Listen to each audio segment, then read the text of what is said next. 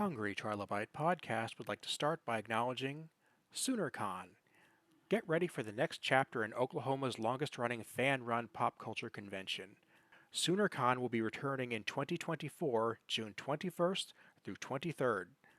Get ready for a weekend of cosplay, fun and excitement, vendors, gaming, and more. You can go to SoonerCon.com for more information. Back again, we have John Vorhaus. How you been? Really, really good. Happy as a hot dog at a vegetarian barbecue. Keeping cold out here, cool in California. Well, glad to hear that. It is roasting right here. It is 102 right this second. Mm. It's amazing how 102 can make 90 look cool. It really can.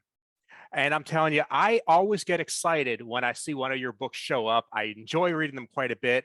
I'm a little worried about you though. And Oh, do tell. Yeah, Fascinated to hear more. I got this book and I look at it and it's called The Book of Practice. And I'm like, John, people don't like that word. That's a scary word to some people, and you put it right in the title. So I want to give you a chance to work through this because it's a good book, but it's going to scare people. Well, I think for some people it'll scare them, and for others it'll be a call to action, and maybe it'll scare them and be a call to action. But as you have read the book, you'll know that my point of view is there's nothing to be scared about in practice. There's nothing at stake. Outcomes don't matter. All that really matters is doing what you love and getting better at doing it more. It's a great perspective, and I like this. I like what you're doing here because you are tackling one of the things, I say one of the two things that really scares people away from getting creative and following what they're looking to do. That is one, people are afraid to practice because it sounds boring, it sounds unproductive, it sounds hard. People don't like hard things. And the other thing is people are always just afraid to get started. They think they have to wait for some magical thing to happen for them to be ready to move. And your book, it definitely tackles the practice question, but it kind of tackles both, really. Sure does. My idea about practice is the minute you say to yourself, I'm in practice, or even just, I want to be in practice, then you're in practice. You've taken the first concrete step toward, according to the subtitle of the book, doing better what you want to do well. So I kind of stacked the deck in favor of making it easy to start, kind of by saying the minute you think about starting, actually you are starting, which means you never have to worry about starting because you already started and you just didn't even know it. As far as the idea of practice being scary to some people, let's just look at that word practice. Okay, the part that sounds scary is, oh, I'm a musician, I have to practice my scales. Or I'm an artist, I have to practice my line work. I have to do this thing that I don't want to do. But what is that thing in service of?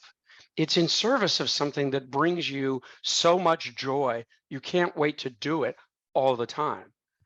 Take the example of doing scales. Okay, I'm going to stipulate that doing scales, the act of doing scales, is not necessarily a huge amount of fun. But the minute you've had a little bit of practice at doing scales, suddenly a whole world of creative expression opens up to you. Hey, look, I don't have to play the scale, 1, 2, 3, 4, 5. I can play it 1, 5, 3, 4, 2, 2, 2, 6, 2, 2, 5, 3, 7. Wow, look at this. I'm creating something. How did I get here? I mastered a small tool. I mastered a small technique. I learned how to run a scale with my left hand and my right hand. All right, now I have a tool that I can treat like a toy and play with it and do all kinds of fun things with it. A lot of what's going on here is kind of a reflection of my own adventures in doing digital art. Over the last few years, I've gotten pretty darn good at creating digital art, but the tools that I use baffled me for a long, long time, and baffled me in a particular way because I was stubborn about wanting to learn new things. Broadly speaking, not Photoshop, but something like that. What can this thing really do?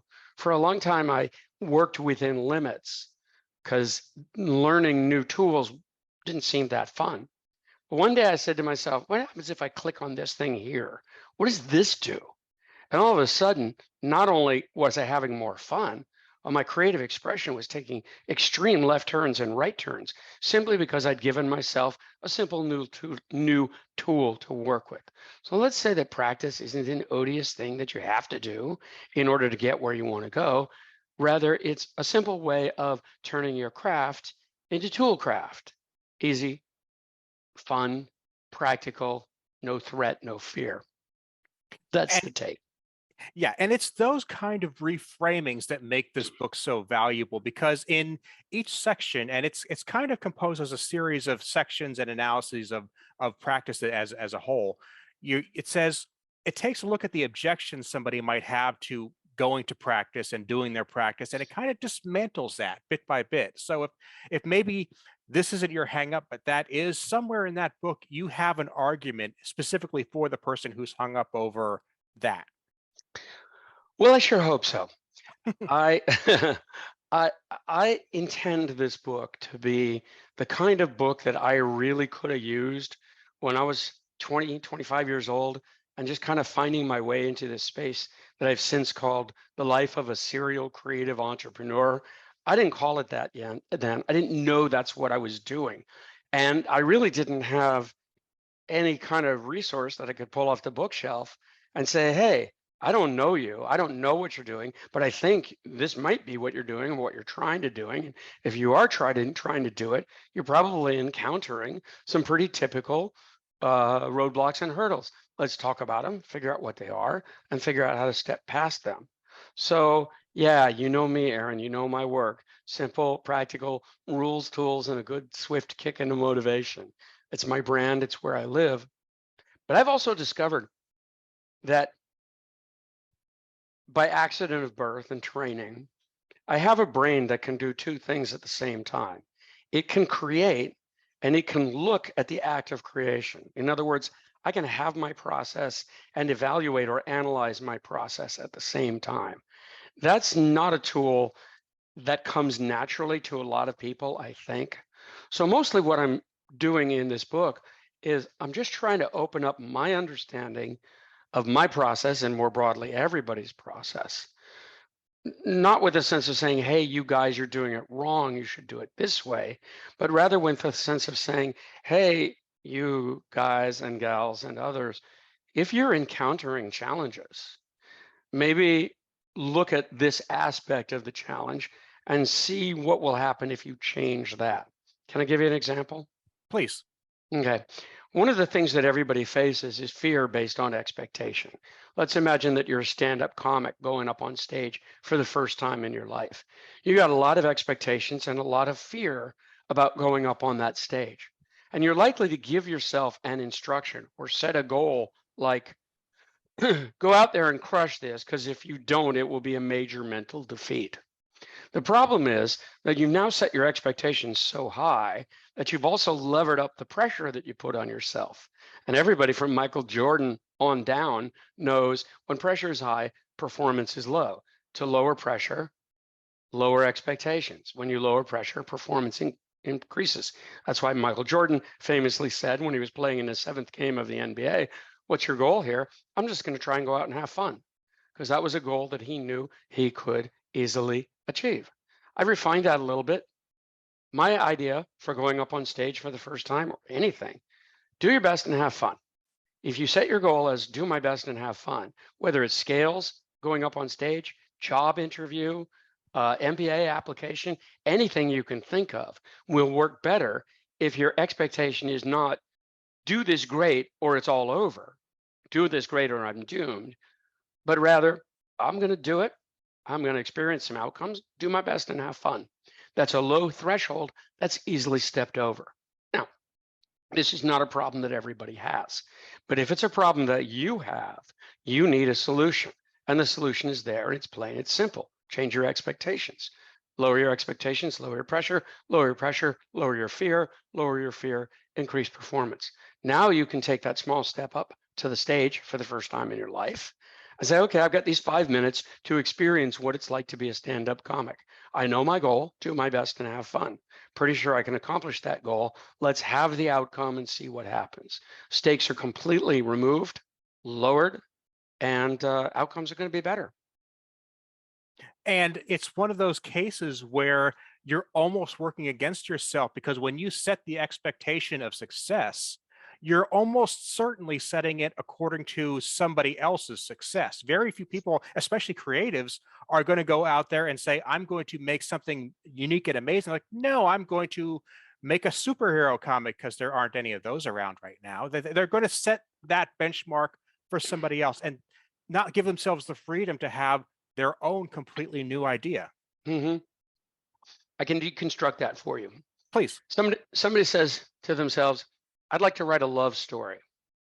And they start developing their love story. And then at a certain point, they say, oh, geez, this is just Romeo and Juliet.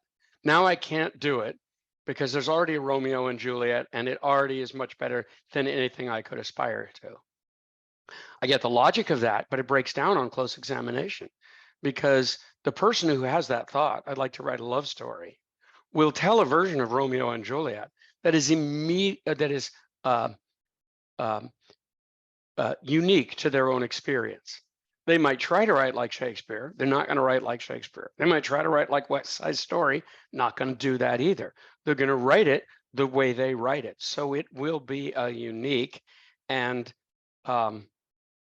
self-validating creative outcome. So the fact that it might look like something that's been done before, that might be true. But then the assumption that since it might look like something that's been done before, therefore I'm not allowed to do it, that assumption is not valid. That assumption breaks down because what you end up creating won't look as much like Romeo and Juliet as you think it does. And it wouldn't matter even if it did. I mean, geez, think about how many medieval artists did the Madonna and Child. Mhm. You know, Great example. yeah, it's not like anybody said to him, we've got all the Madonnas and Childs we need. In fact, the message was the other way around. We need more. Mhm. Everybody should do Madonna and Child. Well, if you're afraid that your Madonna and Child isn't going to be as good as the best, then you're never going to create your own Madonna and Child and find out your own personal relationship to that particular subject matter. And just to go back to the example I pulled out a couple seconds ago, I like superhero comics. I buy a lot of them. I read a lot of them because each one is an expression of what that person wanted to write, either from that character or a completely different character. They put their spin on it. And sometimes it's close to something known, and sometimes it's completely out of left field, but it's all worth doing. You know, you said something there that triggers a thought. See if I can crystallize it. When we create writing, art, music, whatever, we think we are creating a thing that the audience will have a relationship with. But what we're really creating is our own relationship to the thing that the audience will then consider. So it's not really about how does the Madonna and Child compare to other Madonna and Child, but rather, what does this Madonna and Child say about the person who created it and say about that person's relationship to their work? When you look at it through that filter, there's no better or worse because everybody's relationship to the topic is absolutely unique to their experience. And everybody's outcome must necessarily be different, not better, not worse, just different.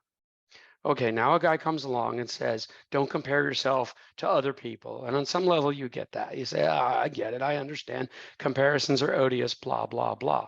But if I'm a young striver, maybe I want to be a TV writer, and I'm looking at what great TV writers can accomplish, I won't bother to think these are people who've been at it for 20 or 30 years. All I will think is they can do something that I can't currently do, and therefore believe I will never be able to do. Therefore, why bother trying? Because there's no hope of success. And I just turn that around and say, it's not about creating a television show that transforms the world. It's about having an act of writing that transforms the creator. And I at mean, that point, you're getting back to just have fun. just have fun.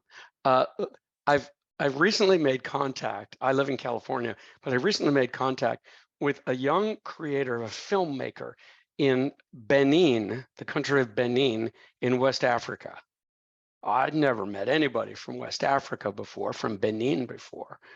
But as soon as I crossed paths with this guy, I said, I want to be in a room with him. I want to be in a room with him and a half a dozen of his closest friends and fellow filmmakers, people who are interested in making their industry better, making their circumstance better.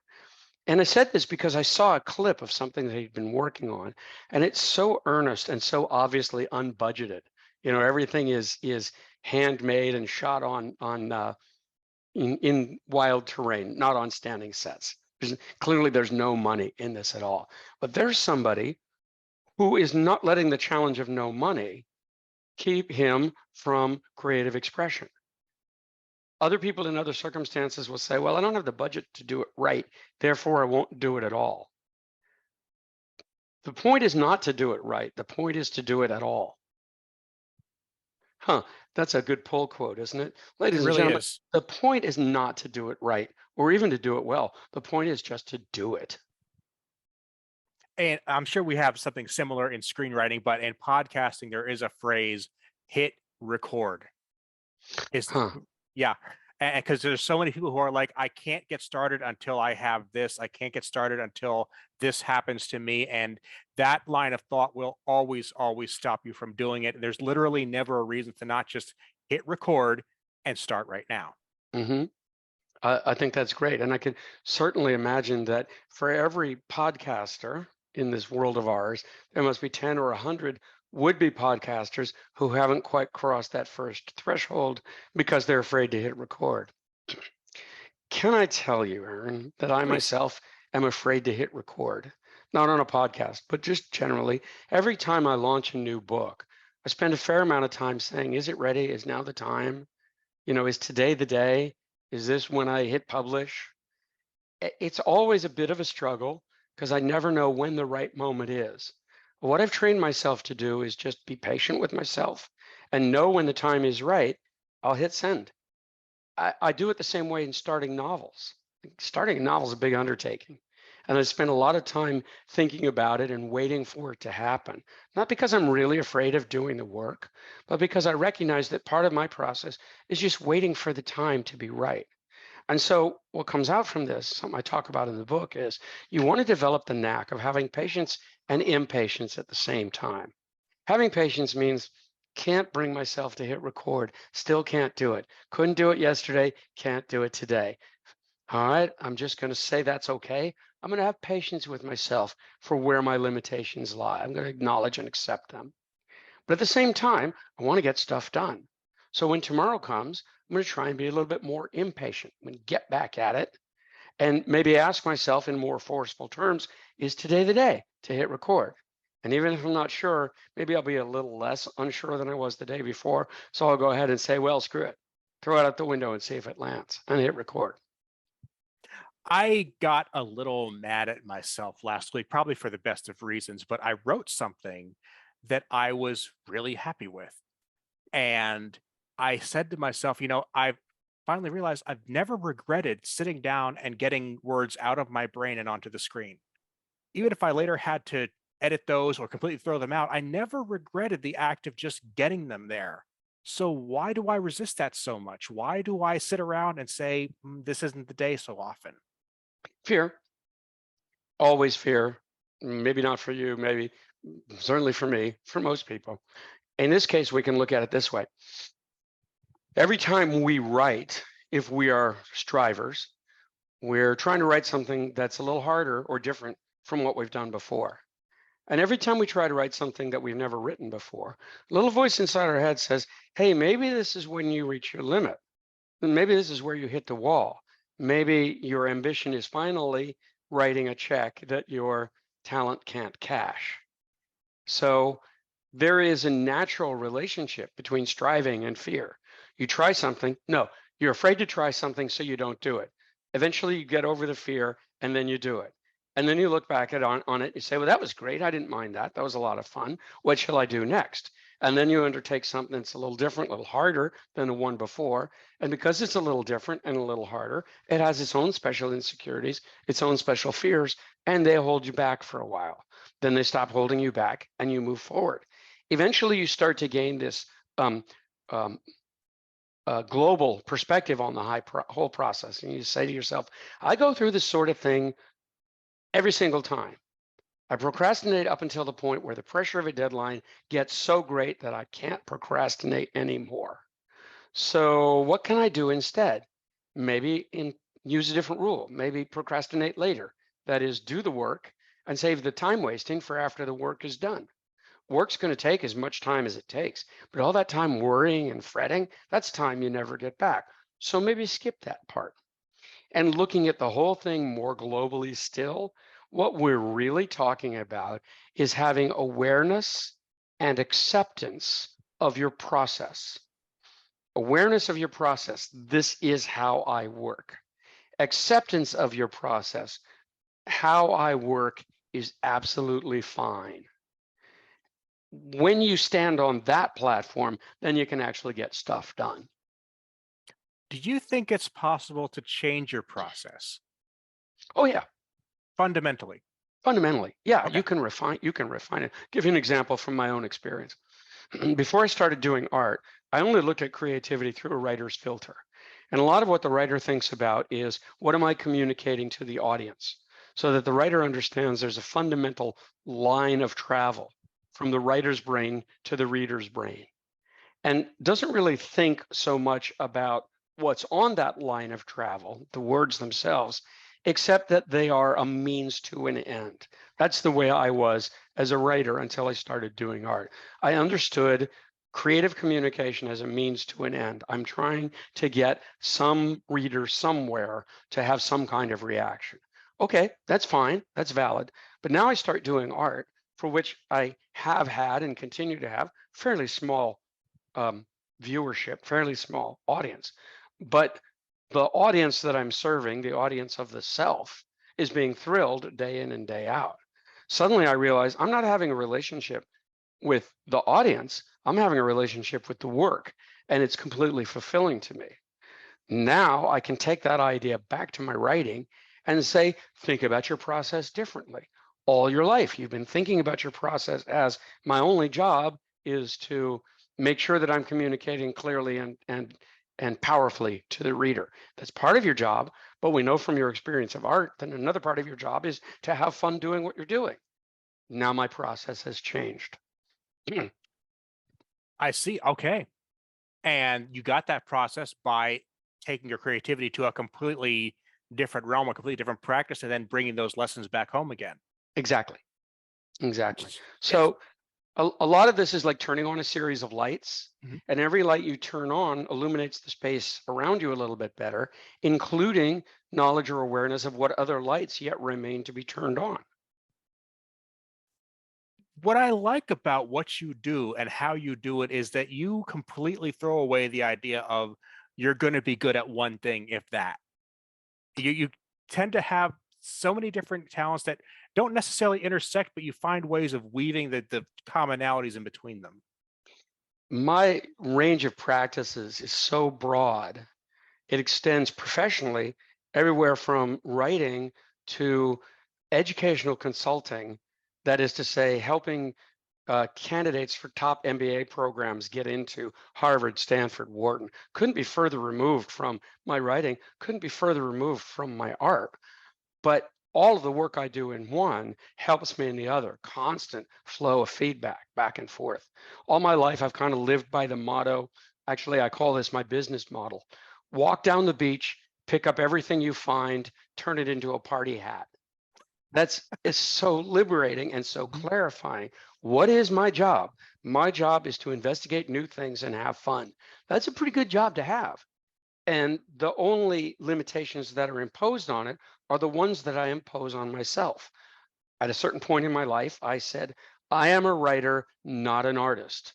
And until I changed my self definition from I'm a writer, not an artist to I'm a writer, I'm going to try and be an artist, I I couldn't get past the limitation that I had placed on myself. By the time I was ready to confront that, I had so much experience of doing different things, being different people, reinventing myself, that I kind of grasped what I was doing and why I was doing it, um, in a conscious and deliberate way. By that time, I knew what I was doing. But, you know, that's the role of a lifetime. So for people out there who say to themselves, I can't do a bunch of different things because it'll look like I don't know what I'm doing. My response would be, you know what? Go off in any direction. You're bound to arrive somewhere. And because it's the act of arriving that matters, wherever you arrive is going to be a good place.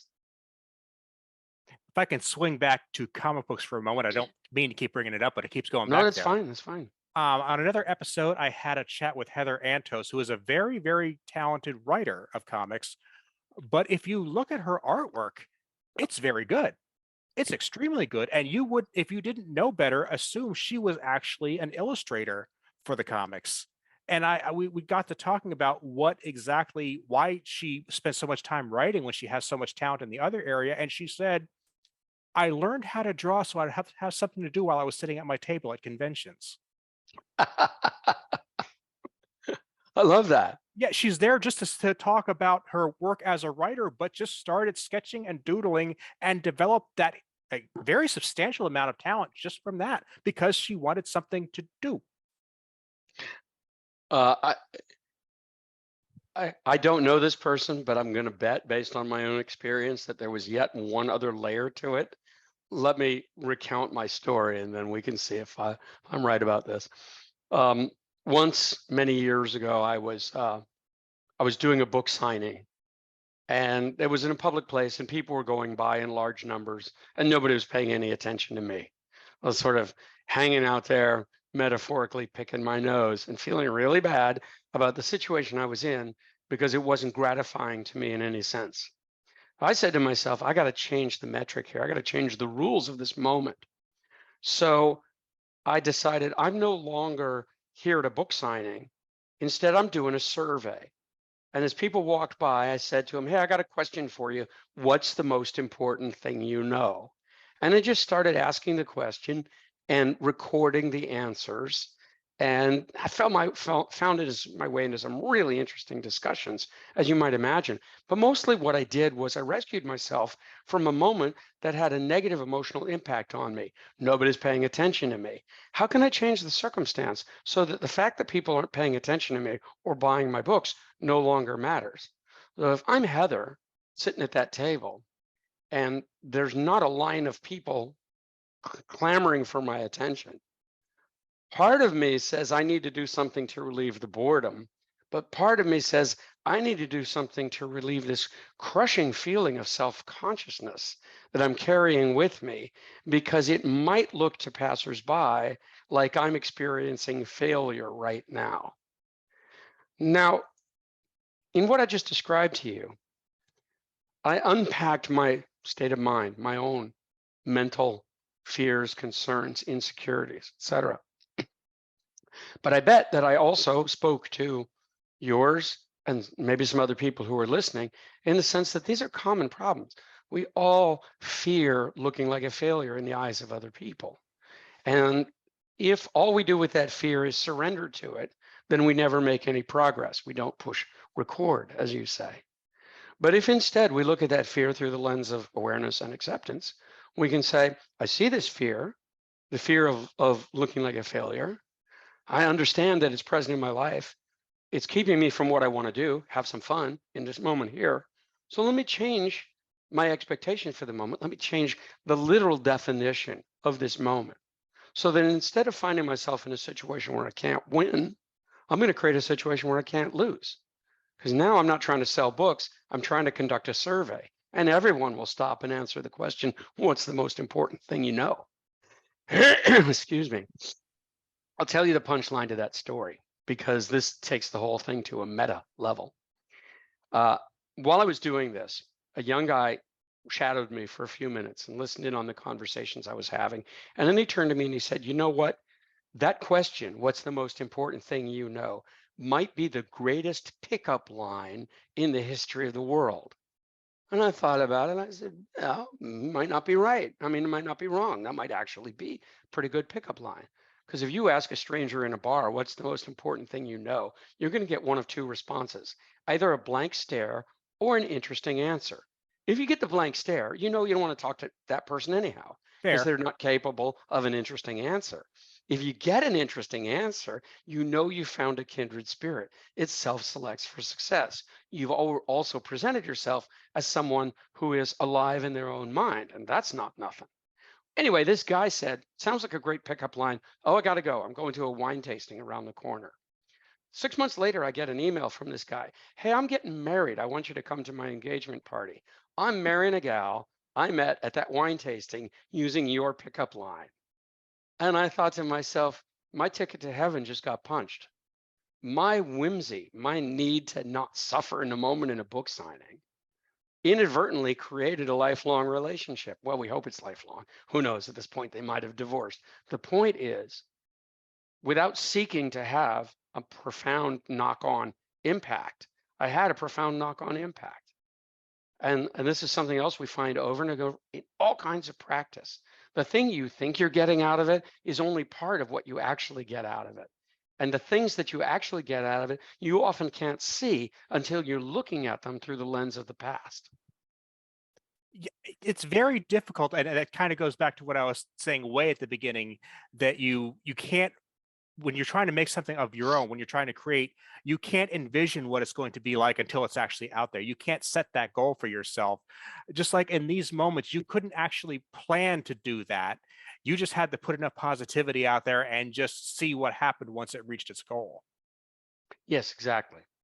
Exactly. A lot of times we're engaged in creativity in a theoretical sense inside our brains, but until the creative stuff gets out of our brains and into some form where we can look at it and operate on it, we really don't have anything.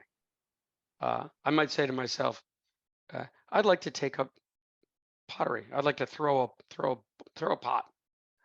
All right, so now I know what I want to do. I want to throw a pot, but until I actually put clay on a potter's wheel and start forming it, I won't know what I have. Now here comes value judgment again, because Mhm. probably what I'm going to have is something that sucks, just sucks. Why? Because it's my first effort and I don't know what I'm doing. I change my goals. I do a little goal shifting. My goal here is not to throw a pot that's a beautiful pot. My goal here is to have my first experience of pottery. That I can do and that I am having. As long as I'm not thinking about the outcome, but thinking about the process, I'm not worried about whether it's a good pot or a bad pot, because that's not the point of the exercise. The point of the exercise is to advance my understanding of this thing that I want to do. And I was thinking throughout the beginning of this conversation that I wanted to bring up something to you, and I really shouldn't because you're the one that taught it to me. And so for me to bring it up to you would be kind of silly, but I still remember the Wade Boggs principle from one of your books very fondly, and it is a consistent guideline in how I approach my problem solving. Do you want to summarize it or should I? No, go ahead. No, you go. I want to hear what Oh, you have to okay. say. Well, essentially, and keep in mind, this is coming from somebody who doesn't follow baseball at all. But the idea was that Wade Boggs, one of the best players of the age, had decided that he was going to start off every practice by hitting the basics over and over again. He would step up to the bat and he would just keep hitting his practice rounds over and over again. And the takeaway from that is if he can do the basic practice day in and day out, there's no reason you can't. Hmm. Um, Thank you for reflecting that back to me. I believe that's probably from my book, The Comic Toolbox, How to Be Funny Even If You're Not, Mhm. which is, I'm happy to say, a classic, but when I wrote it, I had no idea what it was going to be, case in point. But yeah, we got Wade Boggs. We kind of understand that he's got millions riding on being a good hitter. So it makes sense for him to invest in practice. But even at that, it seems like practice is something that they have to do, but we don't have to do. And what hangs us up is that verb, have to. We have to do it. Practice is not something you have to do. Practice is something you get to do. And I want to dwell on this for a second because this feels like a new idea to me. All over our world and throughout our listening audience, we have people who have available corners of their time to do creative stuff. They want to be writers, they want to be podcasters, they want to be comic book artists, but meanwhile, they're doing other things.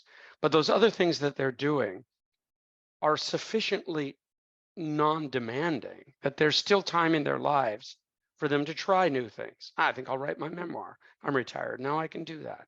Or I think I'd like to try being a singer-songwriter. I've got a day job that supports me. I can give that a try. So entering practice is something that we can only do because we have the means, motive, and opportunity to do it. Our lives are not so crowded or imperiled that there's no room for practice. There's no room for creative expression or enterprise or, studying the law, anything you might want to practice, anything you might use just to advance yourself to a higher level. There's room for it in your life. If there's room for it in your life, that means practice is something you get to do. You have the opportunity to do it. And even for my new friends in the West African country of Benin, where financial resources are extremely limited, they have that creative urge and they're making time and space for it in their lives. So even for them, practice is something that they get to do. I think if I were listening to this podcast and really wanting to take something on board that would help my practice day in and day out, I might glom onto that. I might think about practice is not a penalty. Practice is something that I cherish. Practice is something that's fun and engaging and creates growth. So part of this goes back to fear, because fear has a way of representing itself as being other things. Like, I'm afraid to start my novel, so I'll tell myself I don't have time to write a novel. It's not true. I know it's not true, but the fear tells me to lie to myself. So I'm probably not going to get that novel started until I have a frank but a loving conversation with my fear. Hey, fear, I see you. I acknowledge you. I know you're present in my life. You're present in everybody's life. Okay, so I accept you. I accept that you are present, but also I'm not going to be a slave to you. I'm going to recognize when you're manipulating me to keep me from engaging in what I want to do and have fun with. And I'm going to try not to let you do that.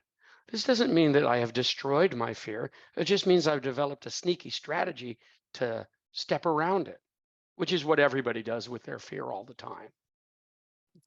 That's a great place to leave it right there. I mean, if we can conquer somebody's fear, I think we've done something here. John, I am going to link to your book as well as the previous 2 episodes of this podcast you've been on. Where else can people find you on the web? Well, Amazon, just go to Amazon and type in my name, John Vorhaus. Also, if you know my name, John Vorhaus, then you know my website, johnvorhaus.com. Isn't that convenient? And if you go there, you'll find the book of practice right there on the landing page, and you can click to it. Aaron, I want people to know a couple of things when it comes to buying this book. The the user-friendly downloadable PDF on my website is only $10. The print version of the book is only $10. Unfortunately, there's a shipping and handling charge of another $10 because that's the world we live in. It is. Stuff ain't cheap. But the book is cheap. The book is inexpensive. $10, that's throwaway money. It's not because I don't value my work. It's because I want this book to find its way into many hands. And I'm particularly hoping that people will think not just about how might this book be useful to me, but how might it be useful to a young striver I know? That's really the audience that I'm trying to get to. And being not a young person myself, I don't have a lot of direct access to young people these days. So I hope that people will think about, who do I know who could really profit from looking at their process through the filter of joy and not fear? And if you know somebody who could stand to have more joy and less fear around their practice, I hope you'll help them find their way to this book. Please, yes, that'd be a great thing. Email this episode and that book to your friend and see if we can maybe connect them with a little more joy and a little less fear. John, thank you so much. My pleasure, Aaron. Have a great day.